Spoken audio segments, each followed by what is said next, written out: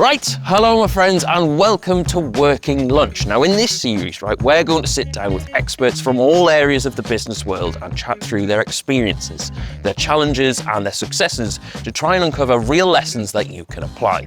My name's Will, I'm mainly a content creator, but I'm also a recently founded small business owner. Amazing, thanks Will. Hello everyone, I'm Amy from Barclays Innovation Banking and my job is to support entrepreneurs all across the UK with tailored access to the right support, the right tools to help from ideation through to scaling up the business.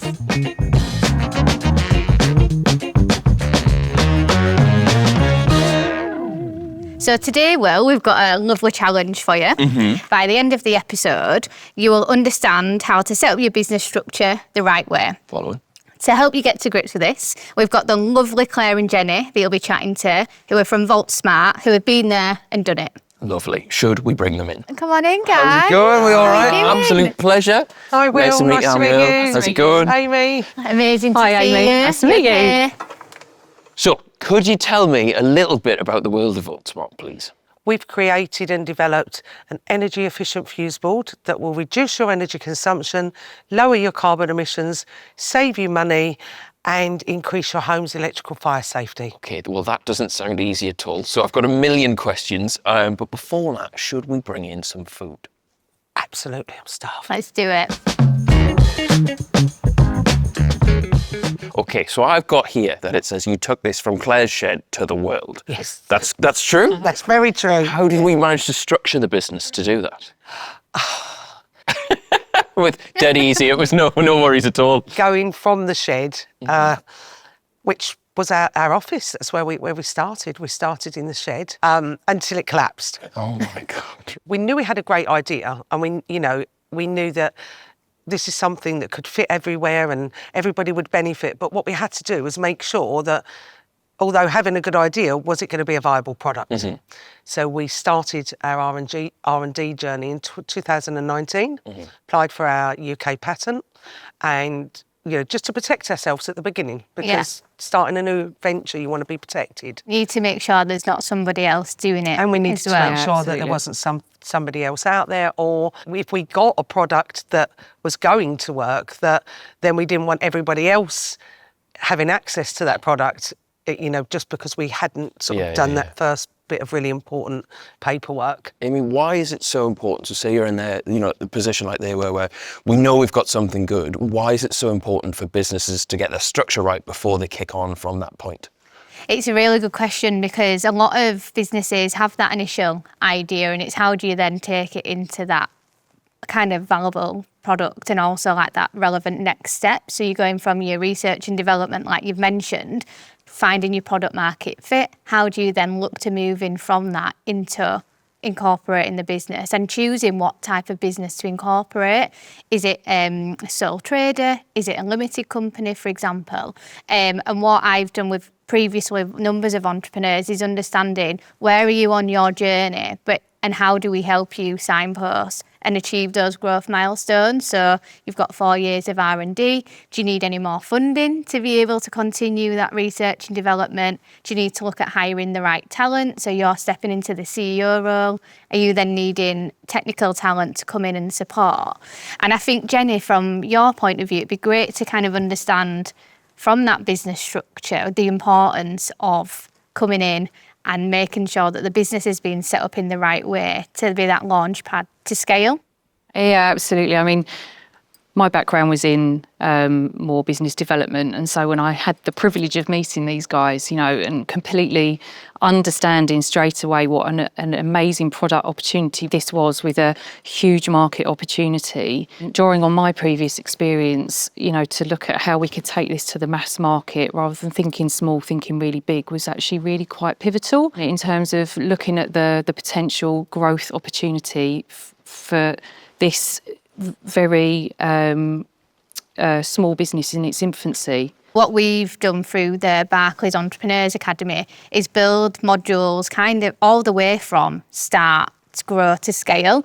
And the specific module around setting up your own business covers the importance of IP, the importance of finding that product market fit. Barclays is, from our relationship manager perspective and their team, are really passionate around connecting you with that hopeful next customer through our corporate connections platform, but also just the ecosystem connectivity. So we'd love to hear like how we may have supported you on your journey. That's really how our journey started, actually, the ecosystem. I mean, we've had some amazing introductions that have come through on the back of that.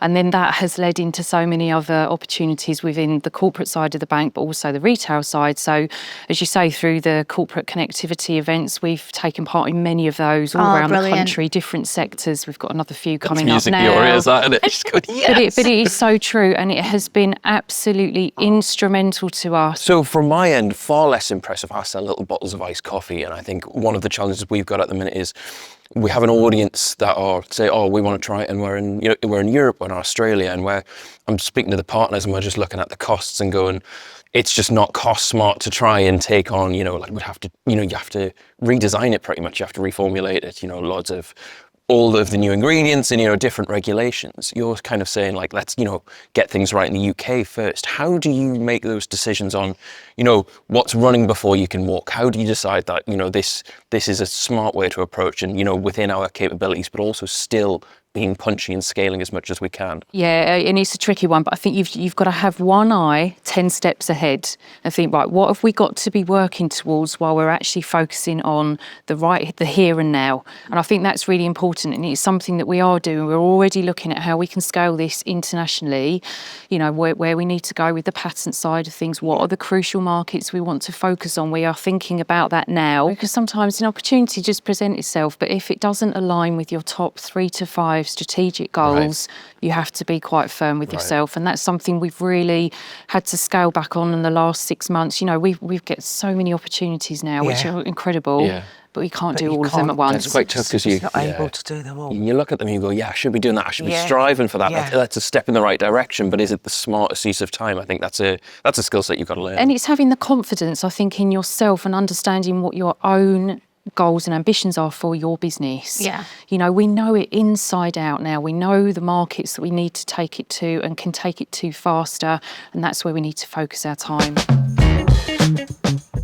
All right, Claire and Jenny, welcome to Bittersweet. Okay, in here are 2 dishes. One of them's bitter, one of them's sweet. And in a minute, I'm going to ask you to pick one of them, right? Okay. Whichever one you get will decide which business anecdote you give us, right? A bitter one or a sweet one. Whichever one you don't pick, I'll have. You can do this. Yeah. Am I doing this? You can do that. Okay, let's go. So here we've got... Ooh, little look tartlets. So similar. Who's going first? Oh, well, all you, guests first. Feel free to pick. I'll go for that one. Should we Should we go on the... Should we cheers it? Like a shot. Yeah. Oh, that was a big bite. You've committed that! Is that bitter? You've got your water. I haven't got to eat it all at once. No. No, I've definitely got bitter.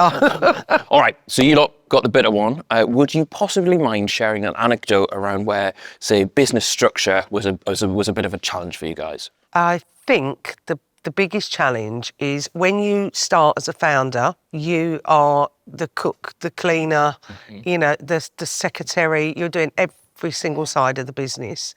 And then as you start to structure the business, you've got to move with it. And sometimes I think, for me personally, I've found that I haven't listened quite enough to people that are experts. It became clear we couldn't be the chiefs of everything. We had to have our sort of own distinct role within the organisation so that we could then focus our efforts attentively and give it full attention. It's probably not spoken about enough is a mindset of a founder, or even thinking about, do I need a co-founder as well? Because some people will set up completely on their own and need to look at building that team around them. I think for me, A sweet story I had about setting, business structure and getting set up right would be, I'd go all the way back to the start of my content creation business. I think I was advised to set up a limited company, and then realizing you can pay yourself through dividends. I think learning that was a nice moment. Okay, so Amy, could you just walk us all through, say, sole traders, limited companies, partnerships? What's the difference, and maybe more in the real world as well? Like, what's the from day to day? What are the differences? Absolutely. So when you're looking at a sole trader, it's very much an early stage part of the business growth. So it's looking at a real world example would be a tech startup, for example. So looking at the opportunities to set up on your own, you're doing your R&D, you may have applied for a grant from government, but you need a business account to put that into. Then looking from the partnerships perspective, it's very much around who would I like to work with to bring this idea to life. So it could be if you're a life sciences business, from a regulatory perspective, I want to work with a large corporate in partnership in order to incorporate. And the third one is most common in my world, working with entrepreneurs, serial entrepreneurs looking to scale, exit, which is a limited company. And the reason for that is because of the growth journey that they're going on. So when you're a limited company, it comes with a little bit more regulation, needing to work with a lot more innovation-focused service providers like your accountants and your solicitors. And it's also looking at growing that team. So being able to have that business structure to grow smoothly. On that note, is there anything you guys would do differently if you set Voltsmart up now? Is there anything? Certainly would have took more advice first. Right. Had we have done that, we probably would be even further on than we are now. But you can't go back and change things, No. can you? Benefit It's a learning journey, and I think it's not, it's understanding that we can't be the masters of everything, can we? No. At the beginning. And I think it's exactly right around wanting to surround yourself with the like-minded entrepreneurs, and especially being a woman in business, female founder perspective. And Barclays is really passionate around building those like-minded communities and the importance of the specialist coaching for female founders, available to everybody through the Barclays Business Banking website, and it will give the founders the opportunity to really share what are the challenges in business, but also what is the personal challenges around work-life balance, managing sometimes being a mum, maybe carers duties that you've got, alongside being in industries like yourselves that are male-dominated. And also those coaches will hopefully be able to help you have access to the expert network as well, to be able to connect you to that right next milestone for growth. Yeah, and I'd advise anybody or any female founder to, go find that section in the Barclays website, because it's invaluable. Because you're gaining so much as a female founder, just having that support network. Well, guys, thank you so much for joining us for lunch. Welcome. The bill is settled, but we would quite like you to leave us a tip, if you don't mind. Well, after eating that? Yes. Do you have one piece of advice for businesses going through similar journeys to the ones that you guys went through? Understand your market, understand your competitors. Yeah. And don't give up. When you've got that plan and you've got that structure, just keep on that road. I think understand your product, be very clear about what market you're operating in, be really clear about communicating your USPs, connect with your target base. Yeah, completely don't give up, but follow up. Yeah. There are so many people that don't follow up. There is opportunity and abundance out there, but you can't put your success in somebody else's hands. Be the one that actually creates that change yourself, I think. I think one thing you said that really stuck with me was kind of having that one eye on the future, but only just a little bit, and making sure we're not trying to grab everything, and kind of taking a bit of time to realise, right, what's relevant now and do we have the capacity to deal with now, before fully committing to everything. Yeah, absolutely. Well, Claire, Jenny, thank you so much for your time. I've learned loads. I appreciate it. Thank you so much. Good luck with this. Amazing to hear about Voltsmart. I'm looking forward to getting one in my home. Anyway, thank you lot for watching. If you have enjoyed, make sure you do leave a like. And if you fancy seeing more lessons like this one, make sure you subscribe to the channel. We will see you guys later. See you soon.